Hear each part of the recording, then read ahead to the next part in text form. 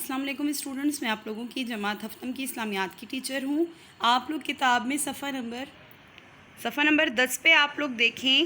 پچھلے لیکچر میں میں نے آپ لوگوں کو حج کی اہمیت تک پڑھایا تھا، مقبول حج کہا جاتا ہے۔ آج میں آپ لوگوں کو حج کے فضائل، حج کی عالمگیریت اور آگے سبق پڑھاؤں گی، ٹھیک ہے؟ آپ لوگ میرے ساتھ اس کی پڑھائی شروع کریں۔ حج کے فضائل کیا ہیں بچوں؟ حج کے بے شمار فضائل احادیث میں مذکور ہیں، یعنی احادیث میں حج کے بے شمار بہت زیادہ فضائل لکھے ہوئے ہیں۔ ان میں سے چند درج ذیل ہیں۔ نمبر 1 کیا ہے؟ جس نے اللہ تعالیٰ کے لیے حج کیا۔ اللہ تعالیٰ کے لیے یعنی صرف اللہ کی عبادت کرنے کے لیے، یہ نہیں کہ دنیا کو دکھانے کے لیے کہ لوگ مجھے حاجی کہیں، میں حاجی بن جاؤں گا، ایسے نہیں، صرف اللہ تعالیٰ کے لیے۔ اور اس میں کوئی شہوت رانی نہ ہو، نہ کی، یعنی کوئی بھی اس نے ایسا کام نہ کیا جس سے اس کو شہوت ہو یا ایسا کوئی اور کچھ اور محسوس ہو، اور نہ کوئی گناہ کی بات کی، تو اس کے سارے پچھلے صغیرہ یعنی چھوٹے گناہ معاف کر دیے جاتے ہیں۔ جس نے اللہ تعالیٰ کے لیے حج کیا اور اس میں کوئی شہوت رانی نہ کی اور نہ کوئی گناہ کی بات کی، تو اس کے سارے پچھلے صغیرہ گناہ معاف کر دیے جاتے ہیں۔ نمبر 2 کیا ہے؟ حج مبرور کا بدلہ صرف جنت ہے، یعنی جو حج قبول ہو جاتا ہے، مقبول ہو جاتا ہے، اس کا بدلہ کیا ہوگا؟ جنت ہوگا۔ حج اور عمرہ ادا کرو، یہ دونوں تنگ دستی یعنی غریبی اور گناہوں کو ایسے دور کرتے ہیں جیسے آگ کی بھٹی لوہے، سونے اور چاندی کا میل دور کرتی ہے۔ جب ہم سونے چاندی کو آگ میں ڈال دیتے ہیں تو وہ کس طرح اس سے میل وغیرہ دور کر دیتا ہے۔ حضرت عائشہ رضی اللہ عنہ نے ایک دفعہ عرض کیا، یا رسول اللہ، ہم جہاد کو افضل سمجھتی ہیں، تو کیا ہم جہاد کریں؟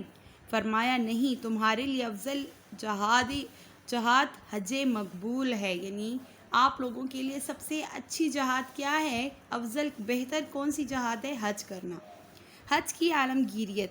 حج مسلمانوں کے لیے مرکزیت اور عالمگیریت کی علامت ہے، یعنی پوری ایک مرکز ہے مدینہ مکہ، جہاں پر لوگ کہاں کہاں سے آتے ہیں اور حج کرتے ہیں، اور عالمگیریت ہوتی ہے، یعنی سارے وہاں پر ایک ہو جاتے ہیں۔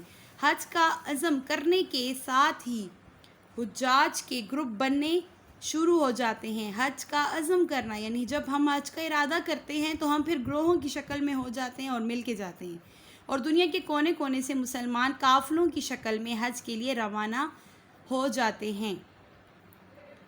اس طرح مختلف رنگ و نسل سے تعلق رکھنے والے لاکھوں مسلمان ایک ہی جگہ جمع ہو جاتے ہیں۔ سب کا لباس ایک، حرکات و سکنات یکساں یعنی ایک جیسی، سب کی زبان پر لبیک کی صدا، نہ کوئی حاکم نہ کوئی محکوم، نہ افسر نہ ماتحت، نہ گورا نہ کالا، یعنی نہ کوئی حاکم حکمران ہوتا ہے، نہ کوئی رعایا ہوتی ہے، نہ کوئی افسر ہوتا ہے، نہ کوئی نوکر ہوتا ہے، کچھ نہیں ہوتا، نہ گورا اور نہ کالا، سب امتیازات پاؤں تلے روند کر حاجی عملی طور پر مساوات یعنی یکسانیت، محبت، اخوت، جامعیت اور عالمگیریت کا اظہار کرتا ہے۔ امتیازات مطلب کہ جو فرق ہوتا ہے نا گورے کالے کا، غلام اور مالک کا، وہ سب ختم ہو جاتا ہے، کوئی فرق نہیں رہتا۔ پاؤں تلے رون دیا جاتا ہے کس کو؟ امتیازات کو۔ جو فرق ہوتا ہے نا ہماری دنیا میں، وہ حج کے دوران وہ سب کچھ پاؤں کے نیچے کچل دیا جاتا ہے۔ وہ اپنے آپ کو ایک بہت بڑے جسم کا عضو محسوس کرتا ہے، یعنی مسلمان ایک دوسرے کو اپنے جسم کا حصہ سمجھتے ہیں۔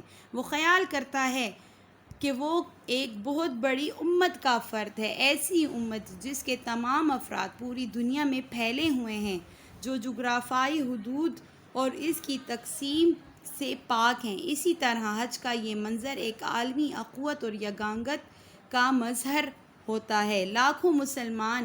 لاکھوں مسلمانوں کے عظیم اجتماع سے ان کی ملی یکجہتی کا اظہار ہوتا ہے، اسی طرح غیر مسلم اقوام بھی یہ محسوس کرتی ہے کہ مسلمان ایک عظیم ملت ہے۔ حج کے موقع پر مسلمانوں کے آپس میں تبادلہ خیالات ان کو ایک دوسرے کے قریب لاتے ہیں اور ان کے باہمی تعلقات میں اضافہ ہوتا ہے۔ دیکھیں، جب مسلمان کہیں علاقوں سے، کتنے الگ الگ ملکوں سے آتے ہیں، اس وقت کوئی یہ نہیں کہتا کہ ہم جغرافیائی لحاظ سے تو ایک دوسرے سے دور ہیں، الگ ہیں، ہم میں تو تقسیم ہوئے، نہیں، وہ پہنچتے ہیں خانہ کعبہ۔ تو کیا ہوتا ہے وہاں پر، جب مختلف ملکوں کے لوگ مسلمان ہوتے ہیں لیکن وہ جب ملتے ہیں تو ان کے آپس میں تبادلہ خیالات ہوتے ہیں، وہ ایک دوسرے سے بات کرتے ہیں، پھر ایک دوسرے سے بات کرنے کے بعد ان میں کاروبار کی بات ہوتی ہے، تجارت کی، سیاست کی بات ہوتی ہے، اور ان کی جو سوچ ہے وہ مل جاتی ہے کیونکہ وہ تو ہیں مسلمان۔ اور جب غیر مسلم یہ دیکھتے ہیں تو وہ سمجھ جاتے ہیں کہ مسلمان ایک بہت عظیم ملت ہے۔ حج کے موقع پر مکہ معظمہ، مدینہ منورہ اور نواحی علاقے مطلب ارد گرد کے علاقے جو ان کے ہیں، ایک عالمی اسلامی منڈی کا روپ دھار لیتے ہیں۔ مختلف اسلامی ملکوں کی مصنوعات وہاں متعارف ہوتی ہے۔ مختلف ممالک کے ذمہ دار لوگوں کی آپس میں ملاقاتیں تجارتی کاروباری لحاظ سے مفید ہوتی ہے۔ وہی بات جو میں نے آپ کو بتائی ہے، اس سے تجارت کے نئے دروازے کھلتے ہیں، خرید و فروخت اور باہمی تجارت